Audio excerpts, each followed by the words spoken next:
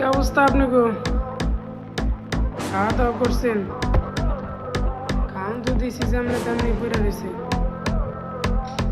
আপনারা যারা মুরগি চেনেন অবশ্যই বলবেন যে এই জায়গায় অরিজিনাল ব্রাহ্মা আছে।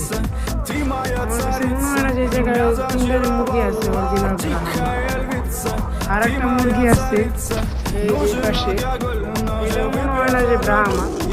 আমি যার কাছ থেকে কিনে নিয়ে এসেছি আমার সাথে অবশ্যই 2 নম্বরই করছে।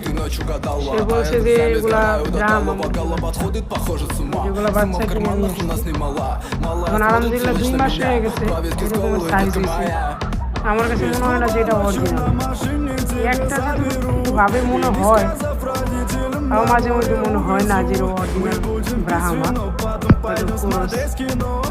সবাই বলবেন যে যারা মুরগি চেনেন যে জায়গায় অরিজিনাল আছে কিনা, একটু কমেন্টে বলবেন।